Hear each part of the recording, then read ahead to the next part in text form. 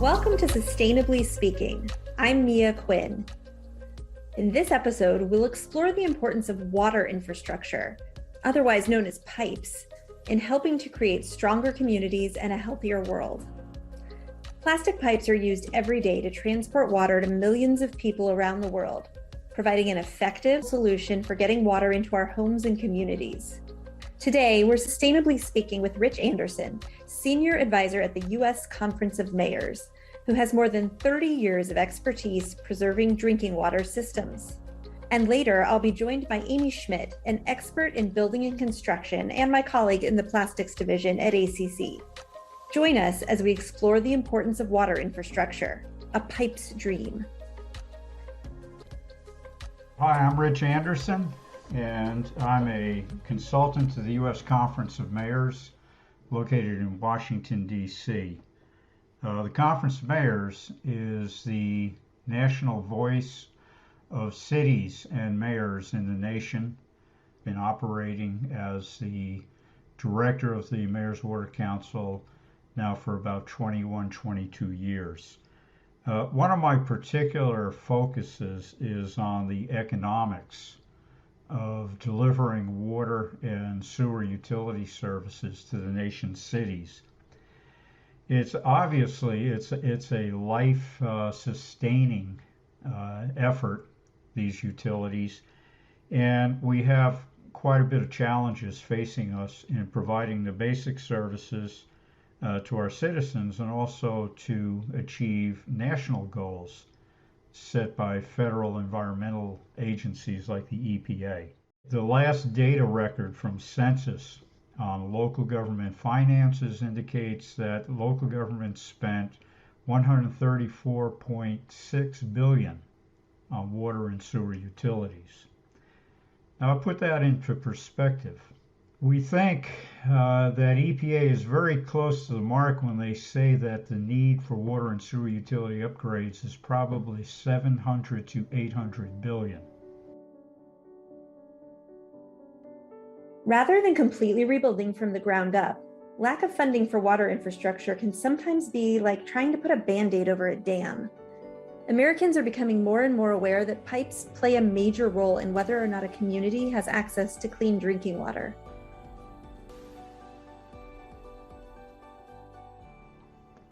Two of the more important components of the physical assets in the water and sewer infrastructure are pipes. And pipes are important because without them you don't get the water and you don't take away the wastewater. We all know this lesson. The lesson we're learning is that the 4 to 8 million miles of pipe that we use for these utilities is aging and needs to be replaced.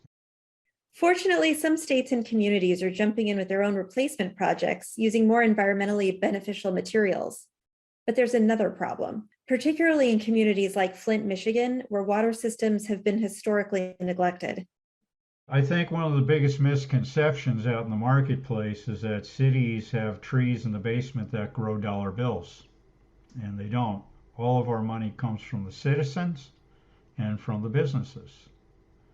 And what we're finding is that the cost per household for water, sewer, and stormwater can be as much as 10 to 15% of a household's annual income when they're at the lower spectrum of the income.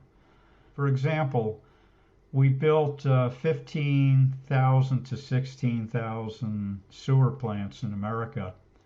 And if we had to go back and do it, we would put a lot of them in a different place to make them sustainable because they may not be resilient given climate change.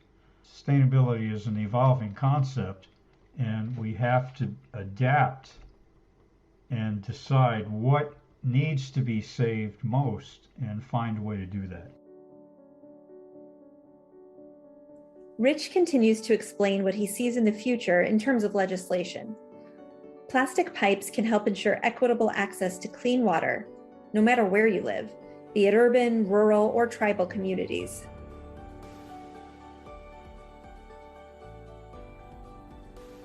There has to be change in the way we build. And I think that's very important because if you don't have their confidence, you end up with Flint.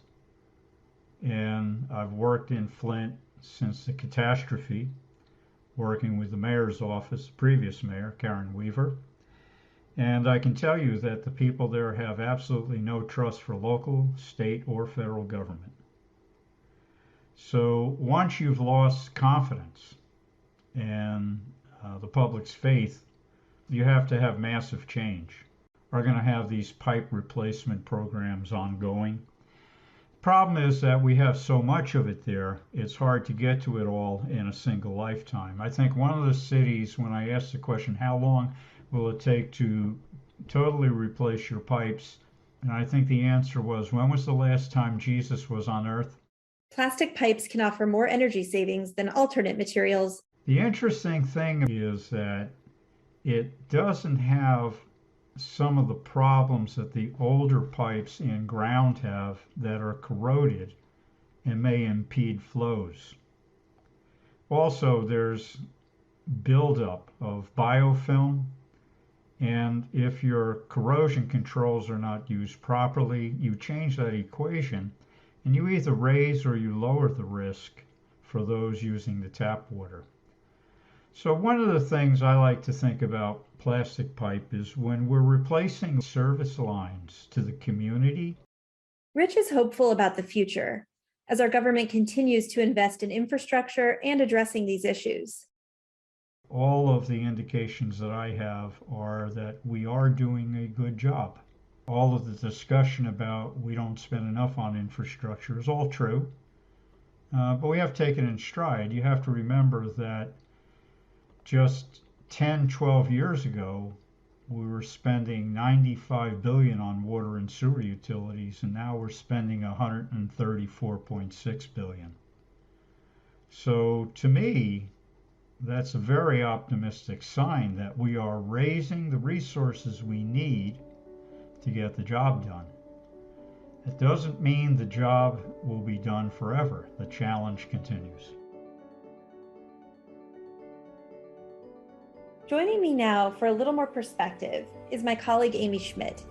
Thank you so much for joining us today on Sustainably Speaking. Well, you're welcome, Mia. I appreciate it.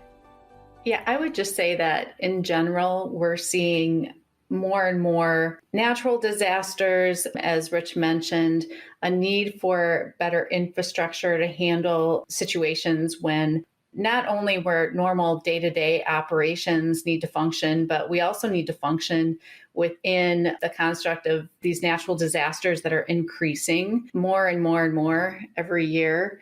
And with that, we know that the investment upfront in mitigating some of the infrastructure issues pays off about 4-to-1 in accordance with this study. So for every dollar you're going to spend upfront on mitigating some issues, you're going to gain back a savings of $4 if you would wait and have to deal with it when something's failing. So it's really important to tackle some of these issues upfront and make sure that we're doing so with a future outlook. Gosh, that's such a good point. It's like preventative health. Yeah, absolutely. Yeah, you don't want to wait till those arteries are clogged, right? So why is it so important for our cities, our country, to invest in safe water infrastructure? I think COVID has been a great wake-up call, and everybody has had health at the forefront of their minds and health issues. We have seen the Flint water crisis, and we also know that there's a lot of other issues with water infrastructure in our cities with very aging systems, and we're seeing more and more contamination due to broken pipes. We're seeing more issues with stormwater contamination, et cetera, as we have infrastructure that's just breaking down and infrastructure that is actually now exceeding its expected lifespan and readily increasing in failure events as a result. So we're just not keeping up with the improvements to the water infrastructure system that we really need to be making at this time. And we definitely need to be looking to more durable systems that have a longer lifespan, because what we're finding is that the 50-year lifespan of some of the older systems is just becoming impractical to have to deal with. Is that why we hear so much talk about replacing pipes?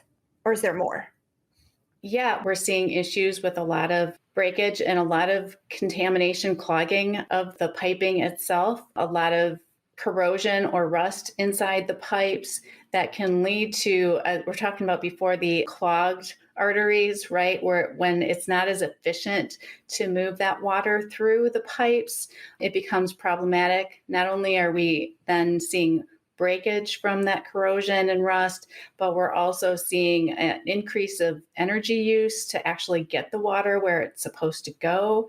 And where there is, even just a small breach in that pipe, we're getting more groundwater contamination and other contaminants entering into our water system. Okay, gross. So what would you suggest as a possible alternative? I think that we need to encourage the use of plastic pipes more and more. We're seeing that they do have those longer lifespans, actually lifespans that could be 2 to 5 times as long as some of those other historic options. And we're also seeing that we don't have the buildup of the corrosion or the microfill that builds up and contaminates that drinking water. We want to provide the best drinking water for our families, for our kids, for our aging parents, et cetera, as we can. And the one way we can do that is to use the plastic piping. We also know that plastic piping is often one of the most effective ways to do the retrofitting of our system. We know that the plastic pipes can be less disruptive when replacing plastic pipe versus traditional piping. Often you do not have to fully dig up the system. We can just typically go in and insert the plastic piping into those systems and not have to disrupt our transportation systems and other neighborhoods and other things that are that pipe is running underneath. So it's a much more practical and cost-effective way as well to retrofit. I didn't even consider everyday disruptions from replacing pipes. Yeah, there's a great case study actually at Arlington Cemetery where they replaced over 40,000 feet of water pipe without disrupting the cemetery and still allowing visitors to come and allowing funerals to continue and families to have their peace of mind during those events without having to have all of the ground ripped up and pipes being hauled in and out with large equipment, et cetera. So they were able to replace all of that 40-some thousand feet of pipe with plastic piping without that intrusion. So really speaks to the benefits and efficiency of that replacement. That's amazing. Let's talk more about environmental impact.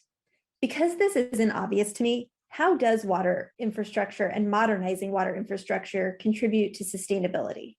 So when you're using a more modern system or using plastic pipe and retrofitting with that for your water delivery systems, number one, you're creating efficiencies, right, with energy, and that makes the whole community more sustainable, using less energy, more energy available then to fuel your homes, keep them warm in the winter or keep them cool in the summer. It makes the lights stay on in your kids' schools and other things. You're not finding yourself in a situation where you're stressed from your energy grid. And you're also, again, being more sustainable because when you have a longer service life for a material, more durable material that's going to last longer, you're going to replace that less frequently, spend less money instead of replacing it, 2 to 5 times.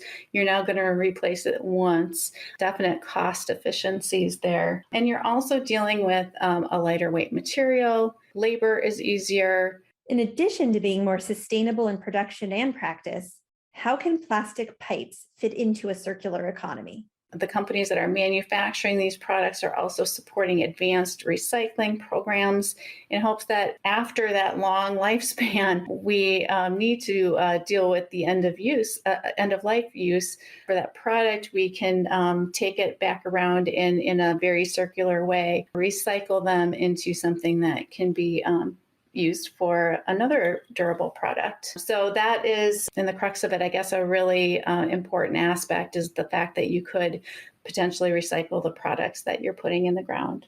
I would also say that, again, from the resilience perspective, we want to really make sure that when we do have systems, they have to be functioning. They have to be functioning regardless of the stresses on the system.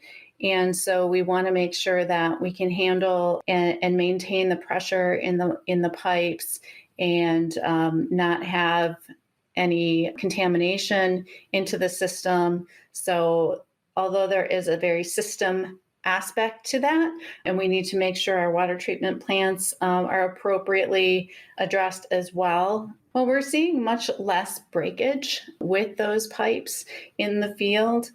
So we're seeing a lot more longevity to those pipes. And we are seeing in many, many cases now, as we're reaching that end of life phase for some of our existing infrastructure, just the significant degradation, both the inside of the pipe, eroding, corroding, rusting, as well as the exterior and creating some of those weaknesses and that contamination opportunity. And so we want to make sure that we are avoiding that at all costs.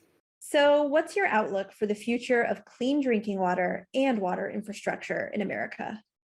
Obviously, our water infrastructure system is going to take a lot of money to upgrade in whole, right? And we are assured of having safe water systems across the country. It's just not going to happen overnight. The cost is large. And although there is some increase in spending and upgrades to our infrastructure system, a lot of it is because we're forced to, because we're increasing in failures year after year. If we continue at this rate to get it done correctly, we need to invest more, invest earlier, looking at how costly that failure was. We want to avoid that. We want to fix things before. So yeah, I guess the bottom line is that we need to pay more attention to our infrastructure systems, and especially the water service that we have. Water is a non-negotiable. Water is a basic necessity, and we need to make sure that that is safe water for our kids, safe water for our communities, and that we're serving all members of our community equally. It's very important that we address this issue, especially in our aging cities, where the problem is escalating rather quickly. Special thanks to Rich for speaking with us. And of course, thanks to you, our listeners, for sustainably speaking with us today. We'll be back in your podcast feeds with a new episode soon.